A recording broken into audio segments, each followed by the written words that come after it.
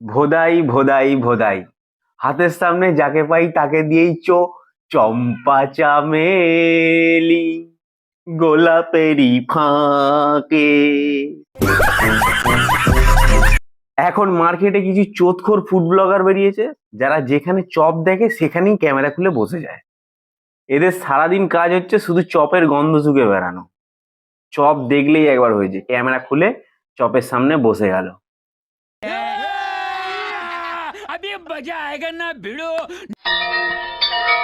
গোটা খাসি, গোটা খাসি, গোটা খাসির বিরিয়ানি, গোটা খাসির বিরিয়ানি খেতে হলে আসতে হবে কোথায়?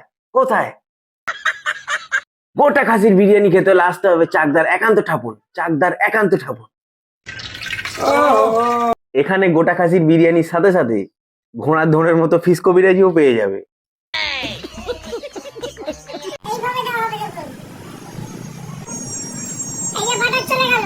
আর এখানে যেভাবে বিরিয়ানির মধ্যে ঘি আর বাটার দেওয়া হচ্ছে, এতে করে এই বিরিয়ানি যে কেউ খেলে কোলেস্টেরল হাই হয়ে হার্ট অ্যাটাকে মরে যাবে।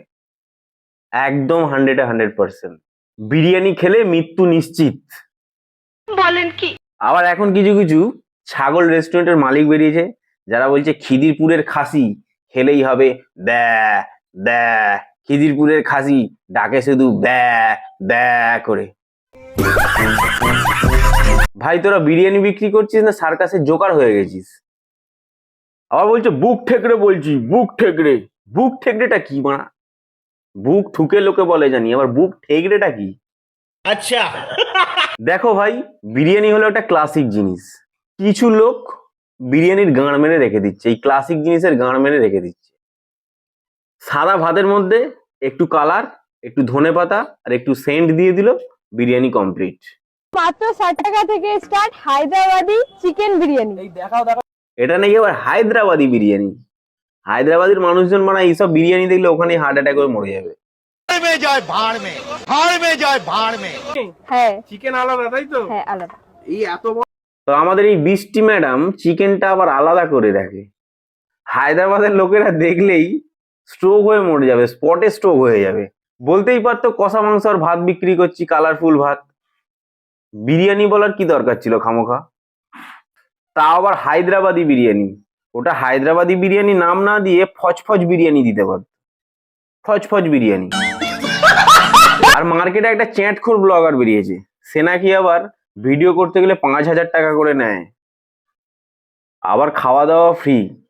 মদ মেরে খাবে, আবার 5,000 টাকাও নেবে। বলছি ভাই, তুই কি কালো কুত্তা দিয়ে পোদ মারাস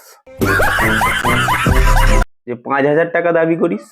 তোর মুখে মতে কেউ মারা চেনে, মারা তোর ফেসটা কেউ চেনে, তুই 5,000 টাকা দাবি করিস? ওরা দোকানে ভিডিও করতে গেলে মারা 5,000 টাকা দিতে হবে। সে গো পারবে না, উঠবে ভোর থাকতে মারা, এরম ব্যাপার।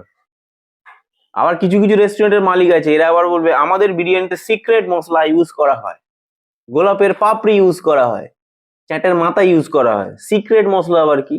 বাজারে যে মশলাটা পাওয়া যায় সেটাই ইউজ করে, কেউ আলাদা আলাদা কিনে আনে, কেউ একসাথে কিনে আনে, এই হচ্ছে ব্যাপার। সিক্রেটটা কি আবার মারা? মশলা আবিষ্কার করেছিস নাকি মারা? সিক্রেট মশলা। এনজয় গুরু।